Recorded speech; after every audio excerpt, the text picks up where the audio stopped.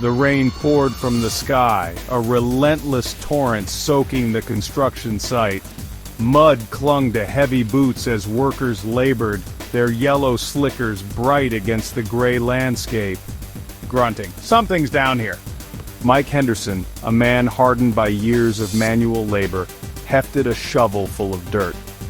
Something glinted beneath the mud, a metallic gleam out of place in the churned earth. He lowered his shovel, curiosity piqued, and knelt down.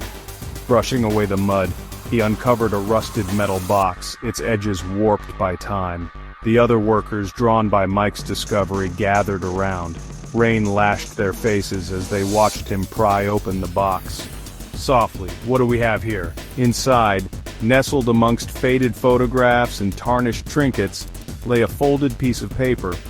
The paper, yellowed and brittle with age, seemed to whisper of forgotten secrets.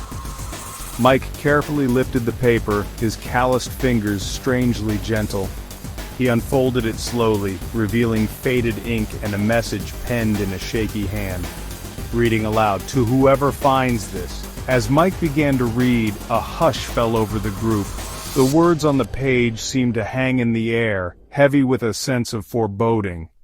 The rain continued to fall, drumming a steady rhythm against the metal box as if echoing the beating of a heart filled with fear. The workers, their faces etched with concern, exchanged uneasy glances.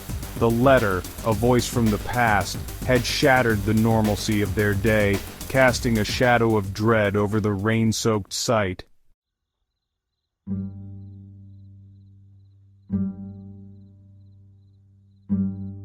The construction site, once a hive of activity, fell silent. The rhythmic clang of metal against metal, the rumble of heavy machinery, all faded into the background as the workers stood transfixed. The letter, a tangible link to a forgotten past, held them captive. Trembling voice, "My name is Eleanor Reese, and if you're reading this, I am no longer alive." Mike's voice, roughened by time and weather, trembled slightly as he read the words aloud. Each syllable seemed to hang in the air, a spectral echo resonating through the years. The letter spoke of a life cut short, of a murder foretold, and a killer still at large. It was a desperate plea for justice, a message in a bottle tossed upon the sea of time. Continuing, "I fear my end is near and my killer walks free." The workers, their faces etched with a mixture of curiosity and apprehension, listened intently. The rain, as if sensing the weight of the moment, seemed to fall with renewed intensity. The mundane task of pouring foundations, of erecting steel beams, suddenly seemed trivial in the face of this chilling revelation. The ground beneath their feet, once solid and familiar, now felt as though it held a dark and unsettling history. The box, unearthed from its resting place, had released a secret that refused to remain buried.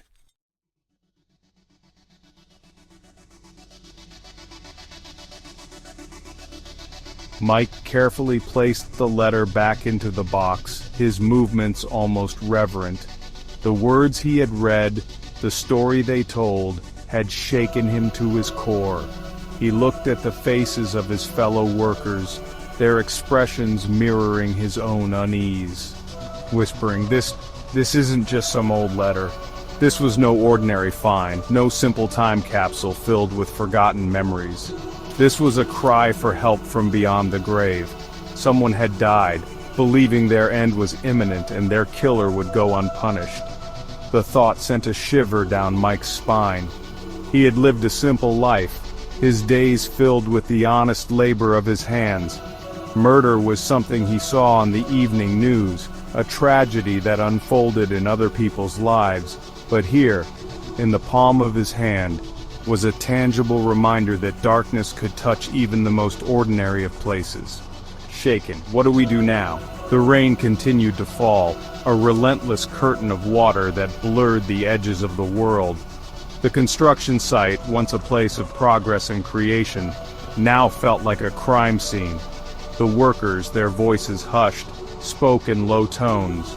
their words lost in the drumming of the rain. The letter had cast a pall over the day, a reminder that some secrets are too terrible to remain hidden.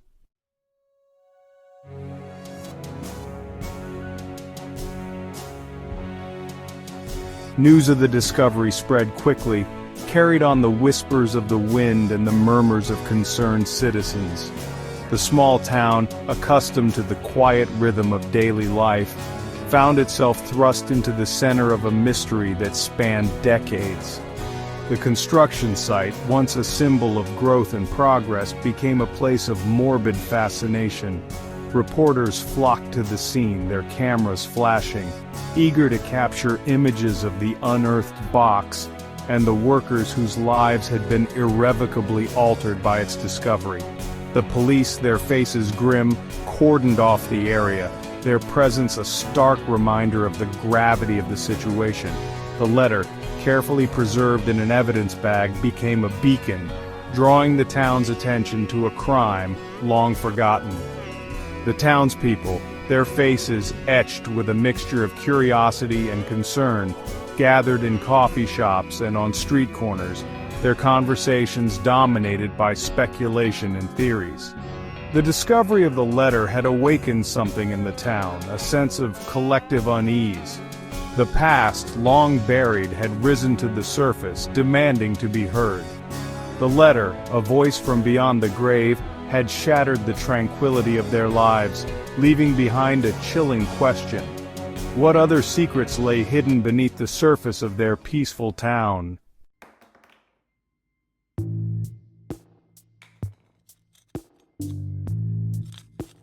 The news of the letter, a message from the grave unearthed at the construction site, spread through the town like wildfire.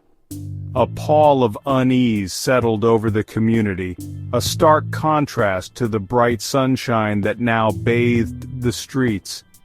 The mundane routines of daily life continued, but beneath the surface a current of fear ran deep.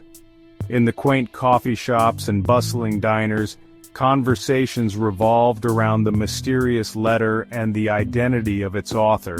Theories, each more outlandish than the last, were exchanged over steaming mugs of coffee and plates of half-eaten meals.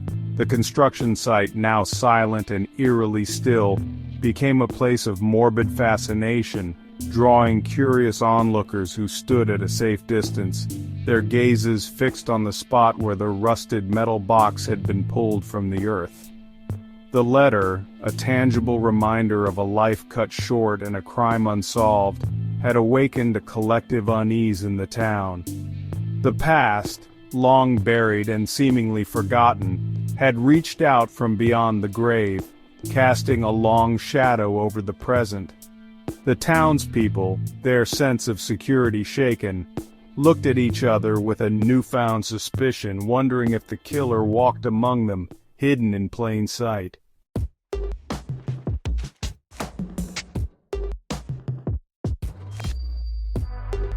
The letter, carefully preserved in an evidence bag, lay on a detective's desk, its faded ink and brittle pages whispering a tale of fear and foreboding. The handwriting, shaky and uneven, spoke of a hand trembling with fear, the words a desperate plea for justice from beyond the grave. The letter mentioned a murder, a life cut short, and a killer still at large.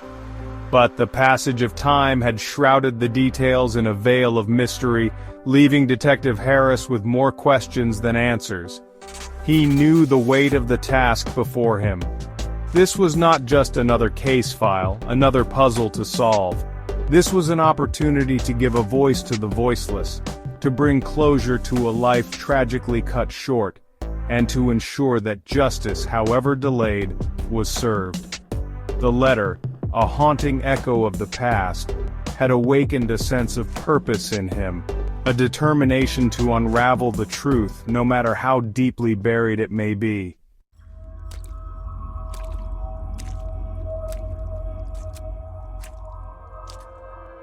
The investigation began with a name scribbled at the bottom of the letter, Eleanor Reese. Detective Harris delved into the police archives, his fingers tracing the dusty spines of old case files, searching for any mention of the name. He discovered a missing person report, filed 30 years prior, the details chillingly familiar. Eleanor Reese, a young woman in her early 20s, had vanished without a trace, leaving behind a trail of unanswered questions and a family shattered by grief. The initial investigation, hampered by a lack of leads and a prevailing belief that Eleanor had simply left town, had gone cold, the case files gathering dust in the archives, a testament to a life forgotten. Detective Harris studied the photographs, his gaze lingering on Eleanor's smiling face, her eyes full of life and promise, a stark contrast to the tragic fate that awaited her. He felt a surge of anger, a burning desire to bring her killer to justice, to give her family the answers they had been denied for so long. The letter, a message in a bottle tossed upon the sea of time, had brought him face to face with a ghost, a life cut short, and a mystery that demanded to be solved.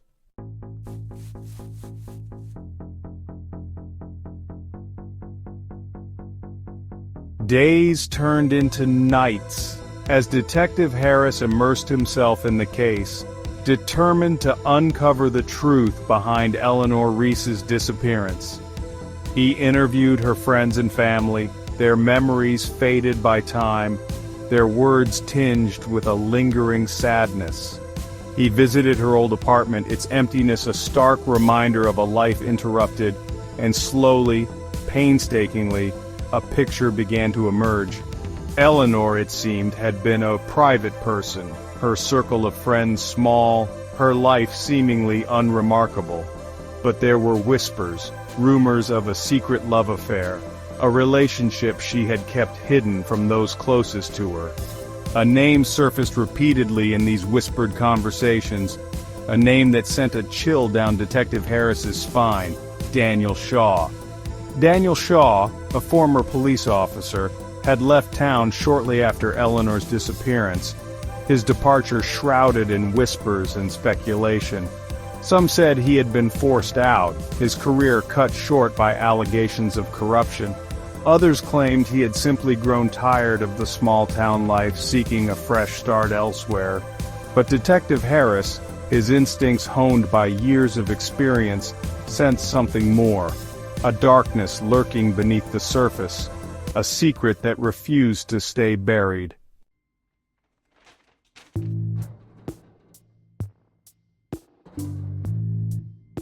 Detective Harris sat in his office, the remnants of countless cups of coffee littering his desk, his eyes bloodshot from staring at old case files and grainy surveillance footage.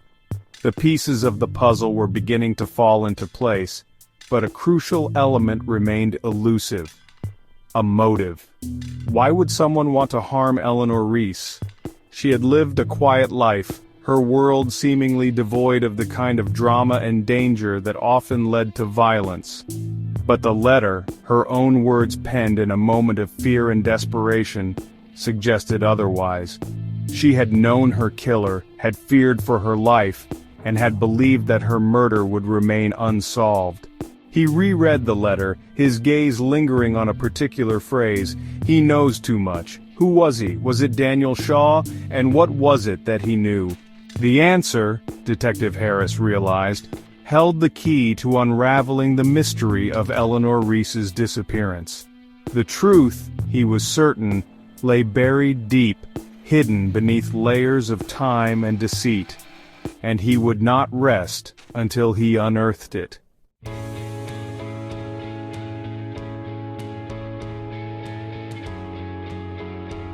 The quiet suburban street stood in stark contrast to the storm of emotions brewing within Detective Harris.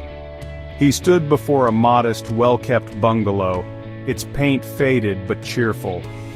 This was the last known address of Margaret Holt, Eleanor Reese's closest friend, the keeper of secrets whispered over late-night coffees and shared dreams. He pressed the doorbell, its chime a melancholic note in the stillness. A woman answered, her face etched with the passage of time, her eyes reflecting a lifetime of joys and sorrows. This was Margaret, her youthful vibrancy dimmed but her spirit unbroken. Her eyes held a flicker of recognition as Detective Harris introduced himself, mentioning Eleanor's name, the name that hung in the air like a ghost. Margaret invited him in, her movements slow but deliberate, her gaze never leaving his. The scent of lavender and old books filled the air as Detective Harris stepped into the house.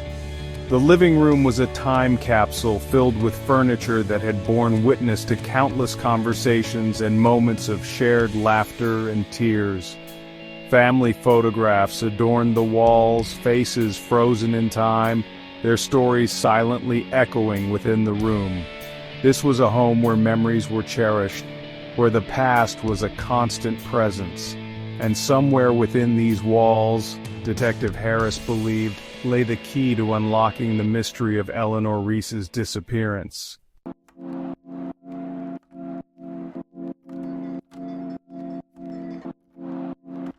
Margaret led Detective Harris to a cozy sitting room, its windows overlooking a garden bathed in the soft afternoon light. He settled into a worn armchair while Margaret, her hands trembling slightly, poured him a cup of tea. The silence stretched between them, filled with unspoken words and the weight of shared grief. He began gently asking Margaret about her memories of Eleanor, his voice soft, his demeanor respectful of the fragile emotions he knew lay beneath the surface. Margaret's eyes welled with tears as she spoke of her friend, her voice a whisper, her words fragmented but filled with a deep and abiding love. She spoke of Eleanor's infectious laugh, her kind heart, her dreams for a future that was tragically cut short. Margaret's memories were like pieces of a shattered mirror, each fragment reflecting a different facet of Eleanor's personality, but none revealing the whole picture. She spoke of Eleanor's love for books, her passion for painting, her quiet strength in the face of adversity.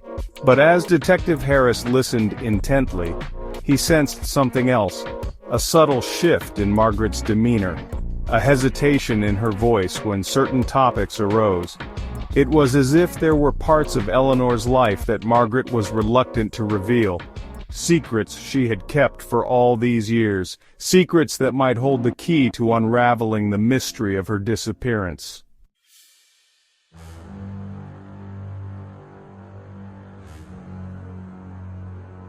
The air in the room thickened as Detective Harris noticed a change in Margaret's demeanor. Sensing a breakthrough, Detective Harris gently steered the conversation towards the photograph. Margaret's hand flew to her mouth, her eyes widening in alarm.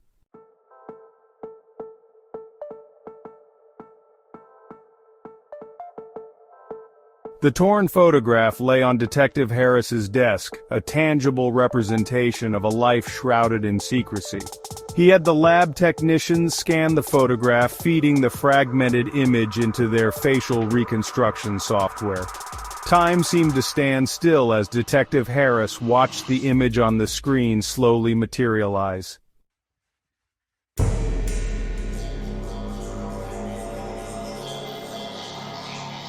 I won't rest until I track him down, confront him with the evidence, and force him to answer for his crimes.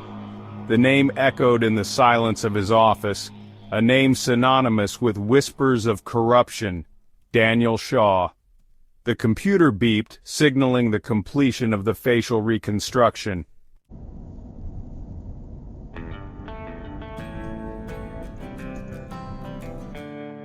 The hum of the engine matched the relentless beat of Detective Harris's heart. The face of Daniel Shaw seared into my mind. The information Margaret revealed had exposed a past someone wanted to keep hidden. Now, armed with this knowledge, I'm driving towards a confrontation.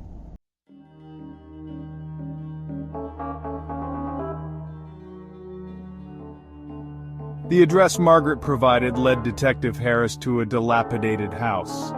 This is the last known address of Daniel Shaw.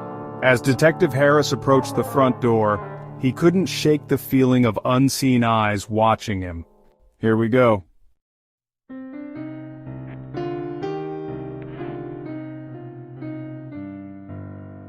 Mr. Shaw, we need to talk about Eleanor Reese.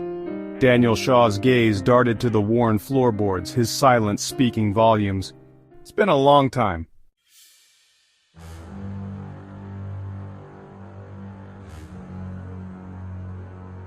Daniel Shaw's confession tumbled out in fragmented sentences. It wasn't supposed to happen like this. I never meant for her to get hurt. But the truth hung heavy in the air. His silence, his complicity, had sealed Eleanor's fate.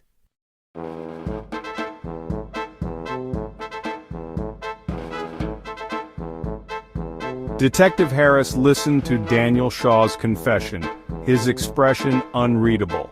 Daniel's story, while compelling, lacked a crucial element: concrete proof. Detective Harris needed more, something tangible to tie Daniel directly to the crime.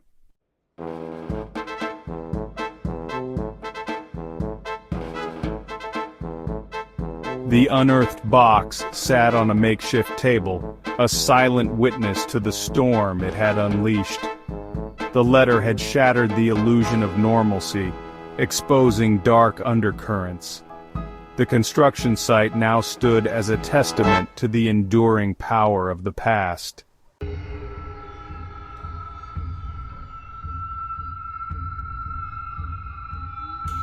The interrogation room was a sterile box, its walls closing in on Daniel Shaw. I can't offer any proof. All I have are fragments and a gnawing sense of guilt. The wheels of justice seem to grind to a halt against the wall of silence protecting those in power.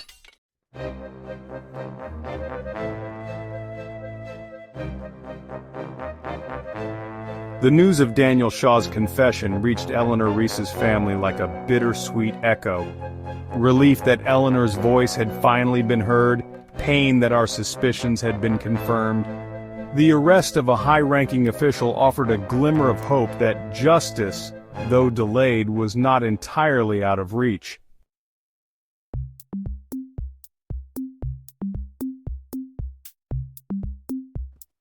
Detective Harris stood on the steps of the police station, the weight of the case pressing down on him.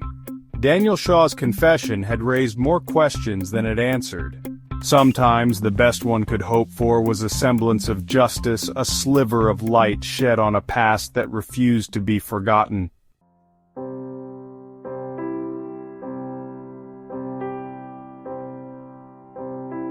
The story of Eleanor Reese, the young woman who vanished without a trace, became woven into the fabric of the town's history, a cautionary tale whispered from generation to generation.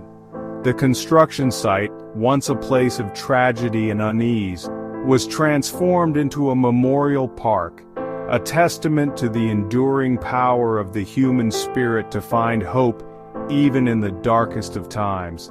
The letter, carefully preserved in the town's archives, served as a reminder that some truths refuse to be silenced, that the echoes of the past can reverberate through time, demanding to be heard. The rusted metal box, its contents now on display in a glass case, became a symbol of the town's collective memory, a tangible link to a past that had shaped their present. And as the years passed, the story of Eleanor Reese took on a life of its own, inspiring whispers of hope and resilience in the face of adversity. It became a reminder that even the smallest voice, when amplified by courage and determination, can chip away at the walls of silence and expose the truth that lies hidden within.